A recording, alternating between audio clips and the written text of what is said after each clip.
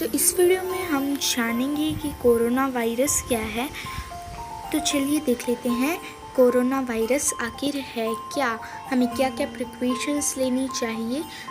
तो इस वीडियो में हम कोरोना वायरस के बारे में ही बात करेंगे। तो चलिए देख लेते हैं कोरोना वायरस क्या है। जो कोरोना वायरस है वो क्या है? ये ऐसे टाइप का वायरस है जो इंसानों को डिफरेंट टाइप्स की इलनेस एनिमल्स और ह्यूमन बींग्स को करता है। तो देख लेते हैं, ये हमारे रेस्पिरेटरी सिस्टम को हार्म करता है और कॉमन कोल्ड और सीवियर डिजीज जैसी हमें प्रॉब्लम्स हो सकती हैं। तो जो ये है सार्स कोविड यानी इसका मतलब क्या है? चाइना में 2003 में जब इसको देखा गया तो इसको SARS कोविड माना गया, COV। और जब इसको सऊदी अरेबिया में 2012 में देखा गया तो इसको MERS COV माना गया। और जब इसको चाइना में दोबारा से 2019 में देखा गया तो इसको SARS CoV-2 माना गया। तो देख लेते हैं अब कोरोना वायरस क्या है। तो जो कोरोना वायरस है, हमारे पास लार्ज ग्रुप्स ऑफ वायरसेस है। कोरोना वायरस के मतलब हमें बोला जाता है कि कोरोना वायरस सिर्फ एक नहीं है, बहुत सारे हैं। तो देख लेते हैं कोरोना वायरस का डायग्राम। तो कोरोना वायरस कुछ इस तरह से दिखता है। तो इसमें क्या होता है, हमारे पास सिंपल एक तरह का एनवेलप, ये एनवेलप होता है जो आप यहाँ पे देख भी सकते हैं। और फिर इसके जो अंदर होता है इनको हम बोलते हैं जेनेटिक मटेरियल। ये क्या होते हैं? इनके पास ऐसी इंफॉर्मेशन होते हैं जो हमारे सेल से जाकर ये बोलते हैं कि मेरे जैसी ही और बहुत सारी कॉपीज़ बना दो। फिर उसके बाद प्रोटीन सेल, ये जो आप देख सकते हैं ऊपर, ये होती हैं प्रोटीन स्पाइक्स। और प्रोटीन शेल क्या होता है? जो ये जेनेटिक हमारे पास मटेरियल है इसको प्रोटेक्ट करने के लिए हमारे पास सेल होता है जिसको बोला जाता है प्रोटीन सेल। अब इसके ऊपर जो ये होती है स्पाइक्स, कि प्रोटीन स्पाइक्स इनको इसलिए बोला जाता है क्योंकि प्रोटीन मॉलिक्यूल्स से बनी हुई होती हैं। और जो ये स्पाइक्स हैं ये हमारे सेल के A2 रिसेप्टर से जाकर मिलती हैं और ये एक की की तरह काम करती हैं। और की जैसे वो हम ताला होता है और ये उसको खोल देते हैं, ये एक की तरह एक्ट करती हैं और हमारी बॉडी के अंदर चली जाती हैं। तो अब देखते हैं ओरिजिन ऑफ कोरोना वायरस। तो पहले जो ये कोरोना वायरस था ये एनिमल्स की रेंज में घूमता रहता था, ठीक है। तो फिर उसके बाद क्या हुआ, एनिमल्स जैसे कैमल, डॉग, बैट एक्सेट्रा, तो इस तरह के एनिमल्स होते थे उनमें घूमता रहता था। यहाँ पर इसको बोला जाता है MERS CoV। तो इसके बाद ये ह्यूमंस में आ गया। जैसे ह्यूमंस में बहुत सारे इस तरह के फैक्टर थे जिनकी वजह से ये ह्यूमन में एंटर कर गया। अब इसके बाद हम देख लेते हैं इसका ट्रांसमिशन किस तरह से होता है। जैसे कि हम सभी ने देखा होगा कि कोविड-19 हमने बहुत सुना है कि एक पर्सन से दूसरे पर्सन को हो जाता है। तो अब ये होता कैसे है वो देख लेते हैं। जैसे हमारे पास यहाँ पर कोई इन्फेक्टेड पर्सन है और यहाँ पर हमारे पास कोई हेल्दी पर्सन है और इसने छींक कर दिया, मतलब इसको स्नीजिंग हो गई। फिर यहाँ पे जो हमारे पास डस्ट पार्टिकल्स होते हैं इसकी जो स्नीजिंग है ये उनके ऊपर जाकर बैठ जाती है। और जैसे हमारे पास कोई ऑब्जेक्ट होता है जैसे स्विच हो गया या फिर एनीथिंग वॉच हो गई तो कुछ पार्टिकल्स उन पर जाकर बैठ जाते हैं। और डिफरेंट मटेरियल्स के डिफरेंट होती है कि उन पर कोरोना वायरस कितनी देर तक सर्वाइव कर सकता है। फिर कुछ जो ये डस्ट पार्टिकल्स के ऊपर बैठी हुई थी तो इस आदमी ने उस ऑब्जेक्ट को छू लिया। तो उस ऑब्जेक्ट को छूते ही, जैसे कि मैंने आपको यहाँ पर बताया था कि ये जो प्रोटीन स्पाइक्स हैं ये एक्ट करती हैं की तरह। तो अब यही प्रोटीन स्पाइक्स जो है उस कोविड-19 को हमारी बॉडी में एंटर करा देती हैं। अब इसके सिम्टम्स क्या क्या हैं कोरोना वायरस के, अब हम वो देख लेते हैं। हमें फीवर होता है, क्योंकि हमने सुना है ना कि अगर किसी भी पर्सन को कोरोना वायरस हो जाता है तो उसको बुखार हो जाता है। तो यानी उस पर्सन को फीवर हो जाता है, फैटिग्यू हो जाता है और लॉस ऑफ, हम बोलते हैं ना कि जिसको भी कोरोना वायरस हो जाता है ना ही तो वो उसको सांस लेने में भी तकलीफ़ होती है, मतलब वो अच्छे से सांस भी नहीं ले पाता और उसका जो टेस्ट है उसे हर चीज़ का टेस्ट लगता है तो वो पहचान नहीं पाता कि कौन से ऑब्जेक्ट का ये टेस्ट है।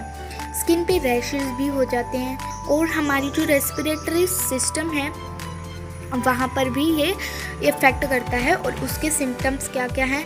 कफ, सोर थ्रोट यानी गला सूखना और शॉर्टनेस ऑफ ब्रीथ। अब जो कोरोना वायरस है अब 5 से 6 दिन तक तो वो दूसरे की तरफ जाएगा और फिर मिनिमम डेज ये हैं कि 14 दिन में उसे पता चलता है कि हाँ भाई मुझे कोरोना वायरस हो गया है। तो अब 80% चांसेस ये हैं कि जिसको कोरोना वायरस हुआ है वो रिकवर हो जाए। और जो जो ग्रुप्स रिस्क में हैं अब हम उनके बारे में जानते हैं कि वो कौन कौन से हैं। तो चलिए देख लेते हैं। क्रोनिक रेस्पिरेटरी डिजीज़ यानी जिसको डिफरेंट टाइप्स के रेस्पिरेशन प्रॉब्लम्स है, जैसे अस्थमा वगैरह हो गया। ओबेसिटी यानी मोटापा, जो मतलब बहुत मोटे होते हैं उनको भी इससे प्रॉब्लम होती है। डायबिटीज़ हो गया, हाई ब्लड प्रेशर और हार्ट डिजीज़, हार्ट की डिफरेंट टाइप्स की डिजीज़ होती हैं, जिनको ये डिजीज़ होती है उनको भी प्रॉब्लम होती है। कैंसर हो गया, जिनको कैंसर होता है उससे वे भी रिस्क पे हैं। यानी ये ग्रुप्स हैं हमारे पास जो कि हमारे पास रिस्क में हैं, तो हमें इनकी अच्छे से देखभाल करनी होगी और इनको घर से ज़्यादा बाहर नहीं जाने देना चाहिए। तो अब देख लेते हैं कोरोना वायरस के क्या क्या हम ट्रीटमेंट्स कर सकते हैं। ठीक है, तो जैसे कि हम बोलते हैं ना कि बीमारी से लड़ो, बीमार से नहीं, तो उसी तरह से क्या है, हमें उनको सपोर्ट करना चाहिए और उनकी केयर करनी चाहिए। और साथ में क्या करना चाहिए, जो कि हमारी सरकार ने हमारे लिए वैक्सीन निकाली है वो हमें लेनी चाहिए, वो भी हमें प्रोटेक्ट करती है। डिफरेंट टाइप्स की 3 टाइप्स की वैक्सीन्स अब आ चुकी हैं, तो हमें उनमें से कोई भी एक लगवा लेनी चाहिए। अब देख लेते हैं इसके प्रिवेंशंस क्या क्या हैं। जब भी हमको छींक हो या फिर सामने वाले को छींक हो तो हमें रुमाल या फिर कुछ कपड़ा लेके मतलब अपने मुंह के सामने लगा लेना चाहिए। फिर दूसरा क्या है, हमें अपने हाथों को रेगुलरली वॉश करना चाहिए। यानी यदि मतलब हम बोलते हैं ना कि 20 मिनट या फिर 30 मिनट के बाद हमें अपने हाथों को सैनिटाइज़ करना चाहिए। सैनिटाइज़ भी हमें तब करना चाहिए जब हमारे पास साबुन और पानी ना हो।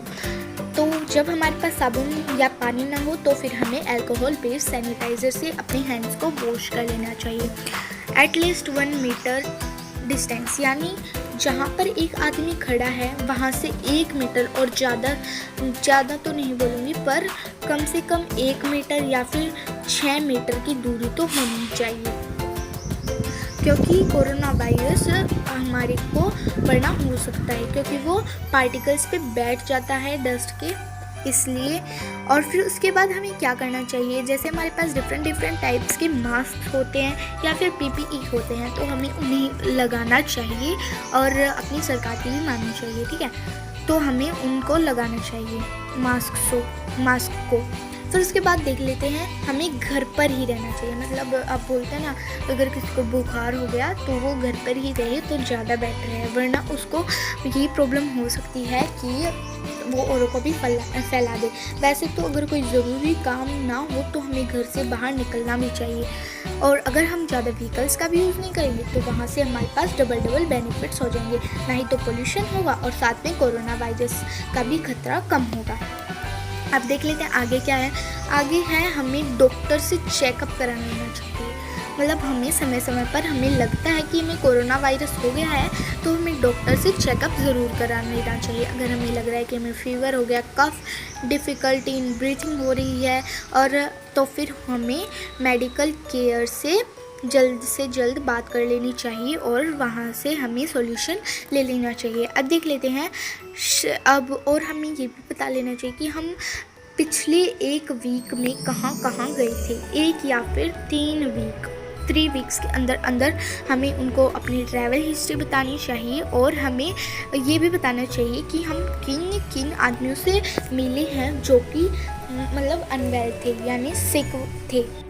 अब देख लेते हैं फिज़िकल एंड सोशल डिस्टेंस, यानी हमने फिज़िकल और सोशल डिस्टेंसिंग का पालन करना चाहिए, यानी हमें क्राउड वगैरह के प्लेसेस पर जाने से बचना चाहिए। फिर दूसरा क्या है, सबसे जो इम्पोर्टेंट है वो तो यही है कि हमें वैक्सीन लेनी चाहिए और अपनी आइज़, नोज़ और माउथ को हाथ लगाने से बचना चाहिए। और हमें क्या करना चाहिए, अल्कोहल बेस्ड सैनिटाइज़र से अपने हाथों को सैनिटाइज़ करते रहना चाहिए और जिन भी चीज़ों को हम ज़्यादा से ज़्यादा टच करते हैं उनको भी हमें सैनिटाइज़ कर लेना चाहिए, क्योंकि कोरोना वायरस की जो अपर लेयर होती है, मतलब जिसमें प्रोटीन सेल स्पाइक्स होती हैं, उनको ये ख़त्म कर देती है और अगर वही ख़त्म हो जाएगी तो उनको हमारी बॉडी के अंदर जाने का कोई और रास्ता नहीं मिलेगा और हम सेफ रहेंगे। यानी जो प्रोटीन स्पाइक्स की लेयर होती है उसको वाटर एंड सोप या फिर सैनिटाइज़र उसको क्या कर देता है, ख़त्म कर देता है। तो इसलिए हमें सैनिटाइज़र का भी यूज़ करना चाहिए।